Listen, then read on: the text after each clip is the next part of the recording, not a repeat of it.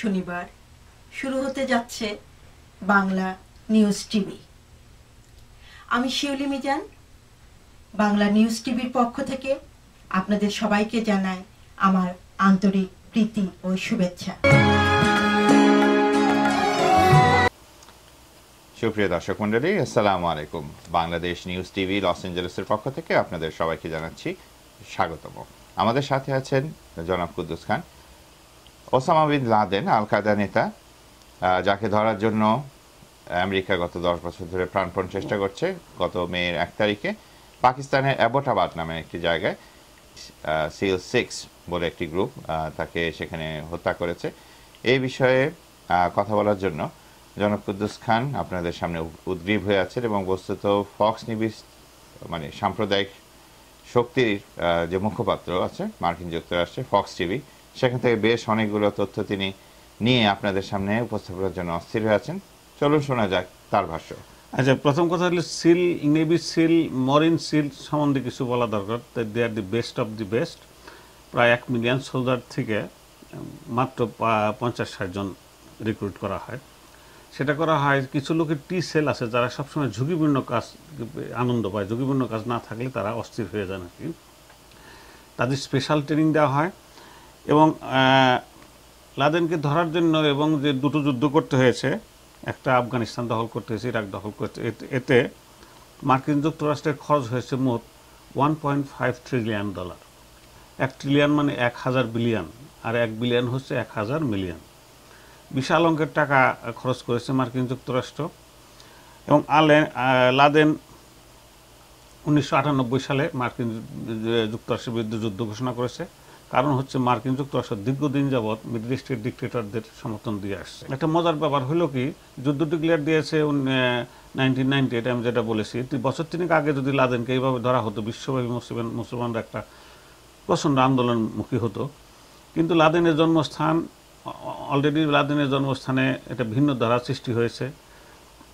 Middle ইস্টের জনগণ এখন ডিক্টেটরের বিরুদ্ধে আন্দোলন করছে, কিন্তু তারা আরেকটা ডিক্টেটর বা খলিফা রাদেবেন ইসলাম, যে ইসলাম মতো খলিফা বসাতে চান উনি, সেটা না করে তারা সমস্ত মানুষের স্বাধিকারের জন্য আন্দোলন করতে যাচ্ছেন, মানুষের অধিকারের প্রচেষ্টা করছেন। এটা এই ইয়ং জেনারেশনের আন্দোলনটার নেতৃত্ব দিচ্ছে। ধর্ম এখানে আছে, তারা সকালে মুসলমান, ধর্মটা তো প্রধান আন্দোলন তারা নিয়ে আসতে চাচ্ছে না। কাজে লাদেন এখন সাইড শোতে চলে গেছেন, লাদেনের এখন মুসলিম বিশ্বের হিরো নাই। বড় কথা হলো কোনো মুসলিম দেশেই খুব ব্যাপক কোনো আন্দোলন সৃষ্টি হয়নি লাদেনের মৃত্যুর পরে, কারণ লাদেন প্রয়োজনীয়তা বোধ হয় মুসলিম বিশ্বে শেষ হয়ে গেছে। কারণ মুসলিম বিশ্ব এখন তারা নিজেদের স্বাধিকারের আন্দোলন নিজেরাই করার চেষ্টা করছে। প্রথম যে কথাটা হচ্ছে যেটা কুদ্দুস খান খুব সুকৌশলে এড়িয়ে গেলেন, যে খুবই একটা মিথ্যা এবং ভুয়া অজুহাতে ইরাকে আগ্রাসন চালানো হয়েছিল, সেখানে লাদেন কোনো ফ্যাক্টর ছিল না। আরেকটা কথা হচ্ছে যে লাদেনের সম্বন্ধে বলতে গেলে একটি কথাই বলতে হয়, তিনি ইসলামী খেলাফতের কথা বললেন। ইসলামী খেলাফতের কথা বিন লাদেন বলেননি। তিনি যেটা বলেছিলেন সেটা হচ্ছে যে সৌদি আরবে যে আমেরিকান সৈন্যরা আছে তাদের সমর্থন পুষ্ট সৌদি রাজতান্ত্রিক সরকারকে হটানো প্রয়োজন। এই কারণেই তিনি আমেরিকার বিরুদ্ধে যুদ্ধ ঘোষণা করেছিলেন। সেখানে ইসলামের খেলাফতের কথাও কিছু ছিল না, অন্য কোনো ফ্যাক্টরও ছিল না, সেটা ছিল সৌদি মাটিতে। তিনি বলছেন তার মাতৃভূমি যেটা সৌদি আরব, সেখানে বিদেশি সৈন্যের উপস্থিতি তিনি মেনে নিতে পারবেন না। অথচ এই লাদেনই কিন্তু মার্কিন সমর্থন পুষ্ট হয়ে 1979 সাল থেকে চলা আফগানিস্তানে রাশিয়ার আগ্রাসনের বিরুদ্ধে যুদ্ধ করেছিলেন। এগুলো হচ্ছে কথা, যেটা আমি বলছিলাম যে একটা ভুয়া অজুহাতে যখন ইরাকে দখল করা হয়েছে, কথায় কথায় বিভিন্ন দেশে আগ্রাসন চালানোর জন্য বিন লাদেন বা আল কায়দার জুজু দেখানো হয়েছিল। যা বিন লাদেনের মৃত্যুর সাথে সাথে আশা করি সেই জুজুর অবসান ঘটবে। আরেকটি যে এ সময় ওসামা বিন লাদেনের মৃত্যুর প্রয়োজন ছিল আমাদের প্রেসিডেন্ট বারাক ওবামার জন্য, কারণ একদিকে তার জনপ্রিয়তার যেমন ধস নামছিল, অন্যদিকে অর্থনৈতিক যে দুরবস্থার মধ্যে দিয়ে মার্কিন জনগণ যাচ্ছে সেটাকে সে কোনো মতেই নিয়ন্ত্রণ করতে পারছিলেন না। এই সমস্ত কারণে একটি ইস্যুর দরকার ছিল, যেটি তিনি পেয়ে গেছেন। এর মধ্যে সবচেয়ে ভালো একটা বৈশাখী মেলা হয়েছে কনসুলেটে, বাংলাদেশ লস অ্যাঞ্জেলেসের কনসুলেটে। সেখানে সমস্ত স্তরের লোকই ছিল। সেখানে শুধু একটা মজার ব্যাপার হয়েছে, বক্তৃতা বিবৃতি না দিয়ে সাংস্কৃতিক অনুষ্ঠান শুধু হয়েছে। সাংস্কৃতিক অনুষ্ঠানটা খুবই সুন্দর হয়েছে। এটা পরিচালনা করেছে বাংলাদেশ একাডেমি ও বাংলা পাঠশালা। বাংলাদেশ একাডেমি নিয়ন্ত্রণ করেন জাহিদ হোসেন পিন্টু, পাঠশালা শহীদ হোসেন বাবু। দীর্ঘক্ষণব্যাপী সাংস্কৃতিক আন্দোলন হয়েছে, কবিতা পাঠ হয়েছে, গান হয়েছে। সবচেয়ে বড় কথা পান্তা ভাত ইলিশ মাছ এই খাওয়াটা ছিল, খাওয়া দাওয়া, তারপরে রাজভোগ এনে। এই যে গত শীত মৌসুমে কিন্তু প্রচুর ইলিশ ধরা পড়েছে, যেটা রেকর্ড পরিমাণ। তাছাড়া সরকারের গৃহীত একটি পদক্ষেপের কারণে ইলিশ প্রযোজন সময়ে কিন্তু ইলিশ ধরা বন্ধ বলে এখন ইলিশ উৎপাদনও প্রচণ্ড। আমরা কি আশা করতে পারি এই স্থানীয় আমদানি কারক যারা আছেন, ইম্পোর্টার যারা আছেন, তাদের কাছ থেকে যে তারা ইলিশের দামটা আরেকটু সহনীয় পর্যায়ে রাখবেন? দ্বিতীয় খবরটি হচ্ছে সবচেয়ে বড় বৈশাখী মেলা সমস্ত যুক্তরাষ্ট্রে যেটা হয় লস অ্যাঞ্জেলেসে, প্রায় 5 থেকে 7 হাজার লোকের সমাগম হয়, সেটা হচ্ছে 27-28 এপ্রিল, এই মাসের 27-28 তারিখে হচ্ছে। বরাবরের মতো ইব্রাহিম ও তার গ্রুপ এটা নেতৃত্ব দেবেন। ঢাকার থেকে প্রচুর শিল্পী আসবেন, শোনা যাচ্ছে এটিএনের ইন্টার গ্রুপ আসবে। এটিএন চেষ্টা করবে সরাসরি বাংলাদেশে দেখানোর সম্প্রচার করার জন্য, কতটা সত্য আমি বলতে পারি না। তো বৈশাখী মেলা একটা মজার ব্যাপার হচ্ছে সেখানে কোনো কমিটি নাই। ইব্রাহিম দীর্ঘদিন যাওয়ার পর, এটা বোধহয় 8ম বছর হলো, তার নিজের বন্ধু বান্ধব নিয়ে বৈশাখী মেলা পরিচালনা করে থাকেন, এইবারও পরিচালনা করছেন। আমরা সার্বিক সাফল্য কামনা করি, তো কামনা করার কিছু নাই, কারণ বৈশাখী মেলা এমন একটা ট্রেডিশন হয়ে গেছে, লোকজন আসবেই।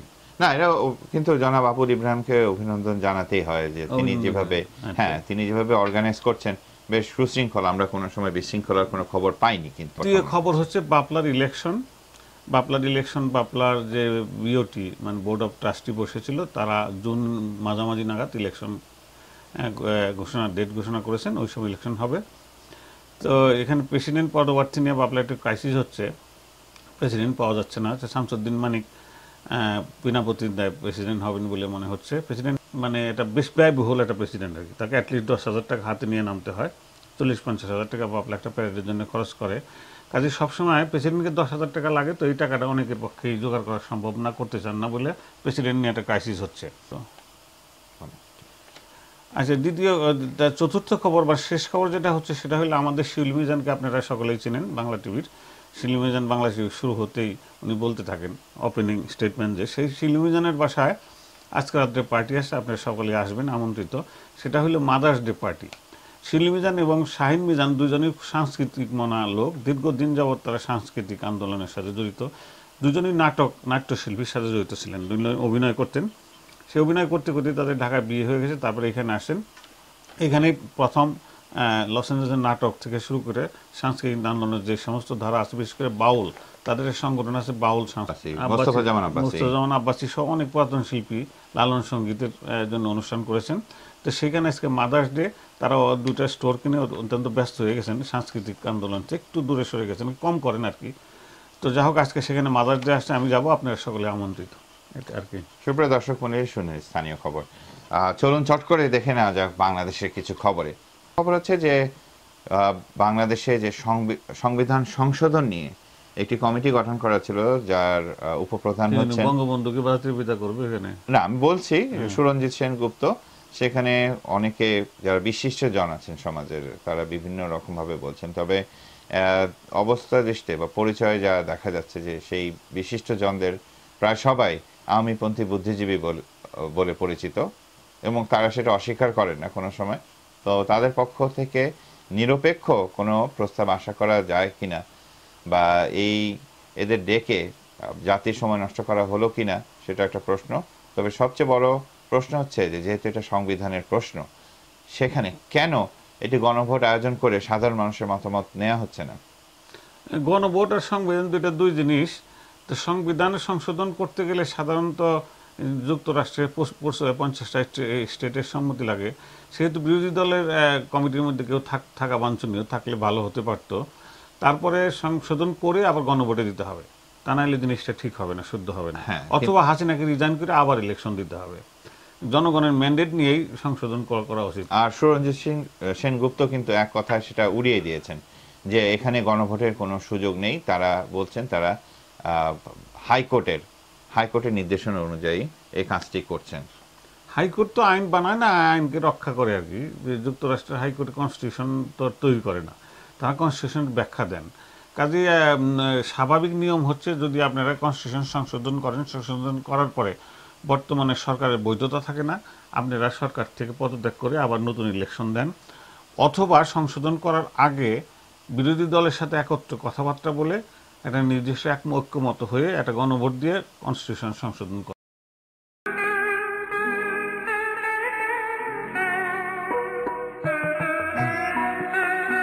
নীড় ছোট ক্ষতি নেই, আকাশ তো বড়।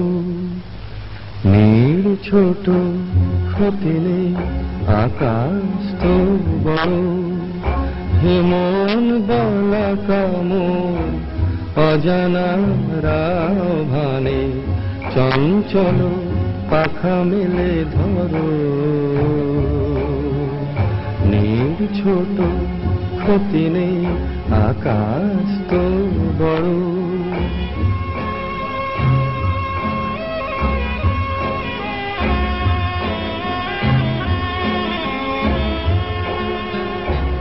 চাঁদের আখরে ওই আকাশের গায়,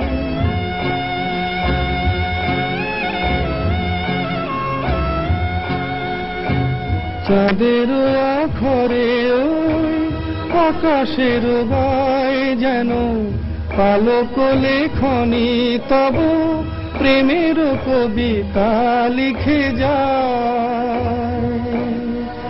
সুদূর পিয়াসী পাখা কাঁপে থর থর। হেমন বলা কামন অজানারা ভানে, চঞ্চল পাখা মেলে ধরো। নীড় ছোট ক্ষতি নেই, আকাশ তো বড়।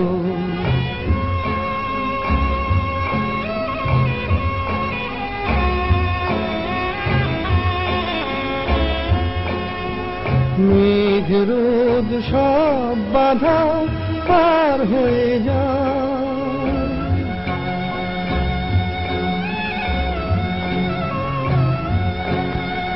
মেঘ রোদ সব বাধা পার হয়ে যাও। তব ওই দুটি ভীরু চোখে ভুবনের নাও ভরে নাও। তাই দিয়ে আপনারে সুন্দর করো। হেমন বলা কামন অজানারা ভানে, চঞ্চল পাখা মেলে ধরো। নীড় ছোট ক্ষতি নেই, আকাশ তো বড়। হেমন বলা কামন অজানারা ভানে, চঞ্চল পাখা মেলে ধরো। নীড় ছোট ক্ষতি নেই, আকাশ।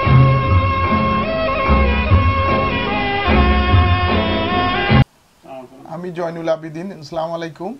বাংলা নিউজ টিভির পক্ষ থেকে আপনাদেরকে জানাচ্ছি সাদর অভিনন্দন। ন্যাশনাল জিওগ্রাফিক ম্যাগাজিনের মে সংখ্যায় বাংলাদেশকে ক্লাইমেট চেঞ্জের এক শিক্ষাক্ষেত্র বলে আখ্যা দিয়েছেন ডন বেল নামক একজন সাংবাদিক। এই লেখনীটা লিখেছেন। জোনাস বেডিক্যান ছবি দিয়ে তাকে সাহায্য করেন এই লেখাতে। ন্যাশনাল জিওগ্রাফিকের যে প্রধান অবজারভেশন হলো বাংলাদেশকে নিয়ে, তারা রাজধানী ঢাকাকে মনে করে বিশ্বের আধা জনতার জড়ভূমি। বাস্তুহারা জনতা ঢাকার রাজপথ, ফুটপাত এবং পার্ক সবকিছুকে যেন নিজেদের এক কলোনিতে পরিণত করেছে।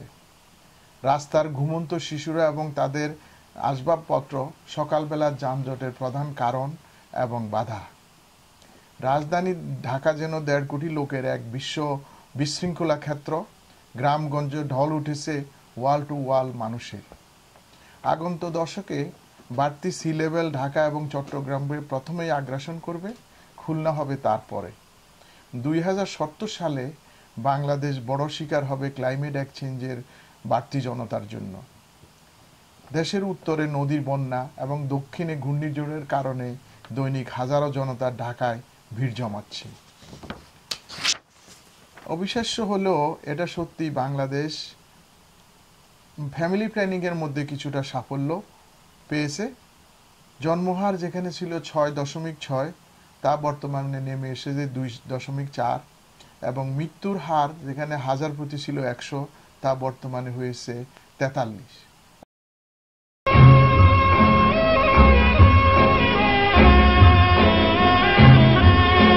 আলাপ করছিলাম এনভায়রনমেন্টের উপরে, তা আপনি বলছেন যে ব্যাপক জনসংখ্যা বাংলাদেশে জন্মগ্রহণ করছে, ডিজাস্টার হচ্ছে, তো এগুলো তো সমস্যা, কিন্তু সলিউশনটা কি? আপনি ভাবছি কি একটা পরিকল্পিত ব্রেন ড্রেন বাংলাদেশ থেকে করা সম্ভব কিনা। সেটা হচ্ছে কি, তাতে বাংলাদেশের সমাজকে শিক্ষিত এবং কারিগরি বিদ্যায় পারদর্শী করে বিদেশে স্থায়ী এবং অস্থায়ীভাবে কর্মসংস্থান দেয়া।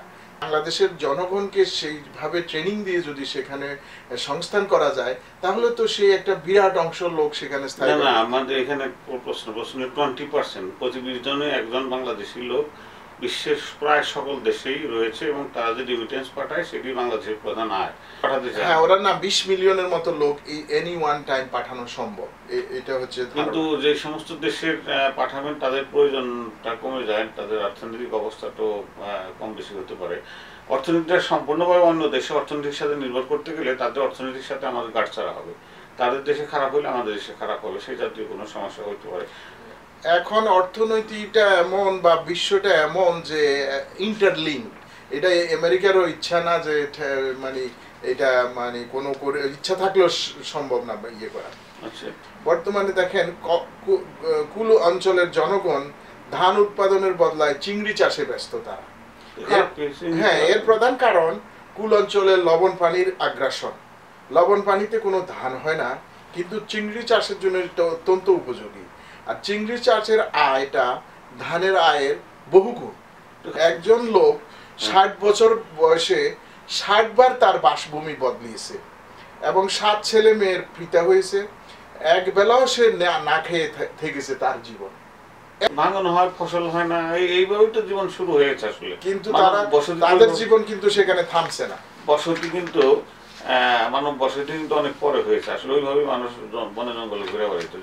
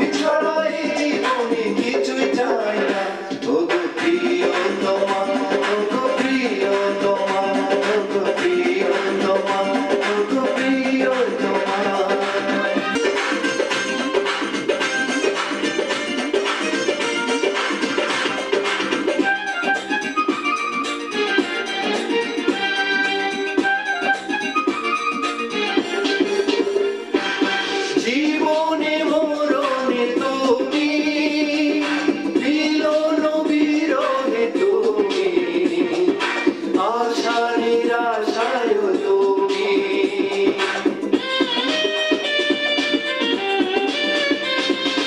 জীবনে মরণে তুমি মিলন বিরহে তুমি আশা নিরাশায় তুমি চলে সুপাশে তুমি চাঁদের আলোতে তুমি আজের সুখেতে তুমি আমার দুঃখেও তুমি তুমি ছাড়া এই মন কিছুই চাই না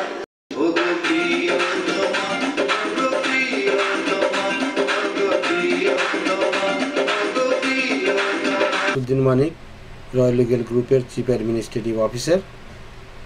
রয়্যাল লিগেল গ্রুপ অত্যন্ত অভিজ্ঞ আইনজীবীর দ্বারা পরিচালিত একটি পূর্ণ ল ফার্ম। আপনাদের সব ধরনের আইনি সহযোগিতার জন্য আজই যোগাযোগ করুন। I'm an attorney for Roy Legal Group. আমার নাম রাজ রয়, আমি বাঙালি। আমার ফার্মের নাম রয় লিগ্যাল গ্রুপ। খান, বাংলা নিউজ টিভির থেকে বলছি। আমাদের সাথে আছে আমাদের সিও ডক্টর রফিক আলম। আজকে আমরা ঢাকার রাজধানী এলাকার মধ্যে যে বসবাস এরিয়া আছে, যেখানে হাউজিং, তার মধ্যে কিছু কারখানা গড়ে উঠেছে। তাতে দুটো প্রবলেম হচ্ছে, নয়েজ সৃষ্টি হচ্ছে, অ্যাট দ্য সেম টাইম পরিবেশ দূষিত হচ্ছে। তা আজকের আলোচনার বিষয় হচ্ছে রাজধানীতে আবাসিক এলাকায় কলকারখানা এবং পরিবেশ দূষণ প্রসঙ্গে।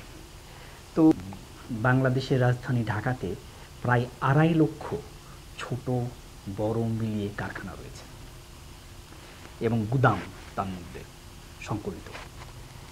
তো এত ছোট জায়গায় এতগুলো কলকারখানা এবং নিয়ম কানুন বলতে তেমন কিছুই নেই। এবং এই এই পরিসংখ্যানে আরও বলা হয়েছে যে এর মধ্যে ঢাকার বাইরে আরও যে 10টি থানা রয়েছে সেখানে 55,000 কলকারখানা রয়েছে এবং সেগুলো পুরোপুরি বলতে পারেন অবৈধ। তার মানে ওখানে কোনো রকম নিয়ম কানুনের তক্কা তারা করে না। তো এখন আর পুরনো ঢাকাতে যে এইসব কলকারখানার অলমোস্ট 85% কলকারখানা বসত বাড়িতে। আপনারা কিছুদিন আগে জনগোষ্ঠী তো বেশি, তো ঢাকায় কিছু হ্যান্ডি কারখানা কি 4তলা 5তলা বিল্ডিং করলে সিঙ্গাপুরে বা হংকংয়ে যেভাবে আছে উপরের তলায়, সেটা তো করা যেতে পারে একটু হানিক বোধহয়। তাহলে আইন কানুন নিয়ম মতো করতে হবে নাকি? হ্যাঁ, সবচেয়ে সমস্যা হচ্ছে যে এখানে আরেকটু বলি যে এখানে দেখা যাচ্ছে যে ঢাকার লোক সংখ্যা তো প্রায় 1 কোটির উপরে এবং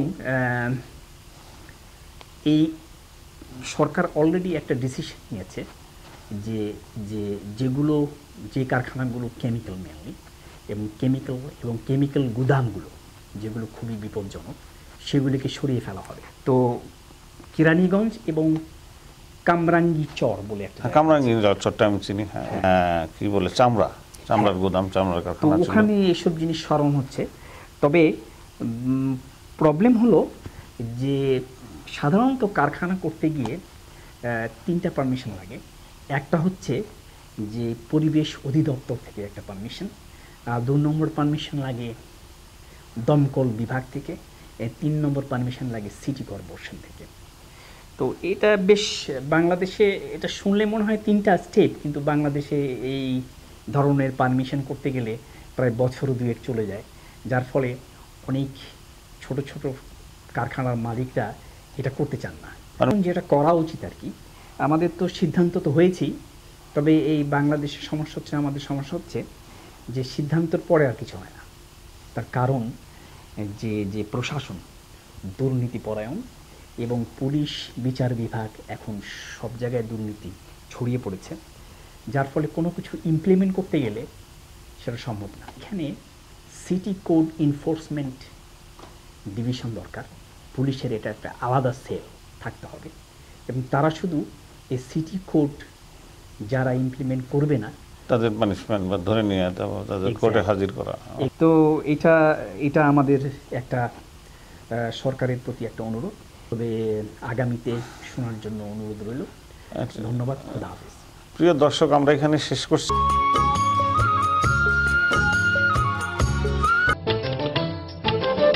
মেঘবালিকা ও মেঘবালিকা, মেঘবালিকা ও মেঘবালিকা, কত স্বপ্ন কথা ছিল তোমার সাথে, অথচ ক্লান্তিহীন পথ চলা থামে না, বেড়ে চলে জীবনের নীরবতা, কত স্বপ্ন কথা ছিল তোমার সাথে, অথচ ক্লান্তিহীন পথ চলা থামে না, বেড়ে চলে জীবনের নীরবতা।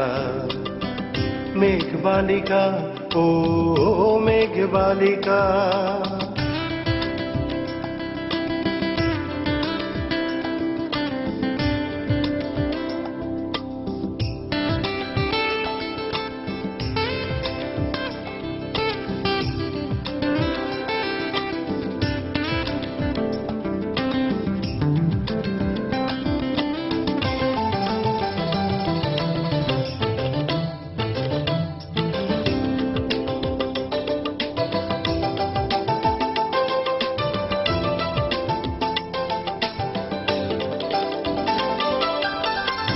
অস্থির জনপদ হেঁটে চলা জানায়, মুখোশে মুখোশে সব মুখগুলো অচেনা,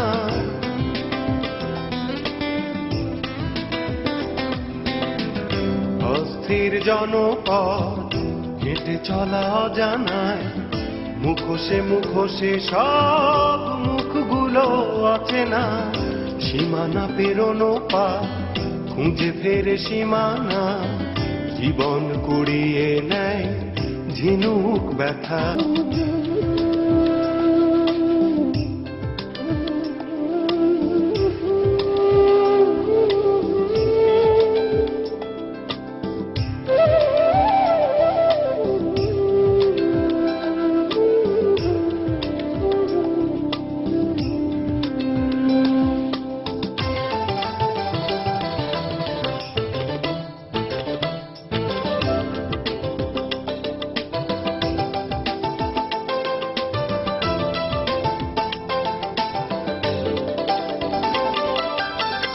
শোনো মেয়ে জল কণা, একটু ফিরে যাও, একাকিয়ে দাহ পথ পলক দেখে নাও,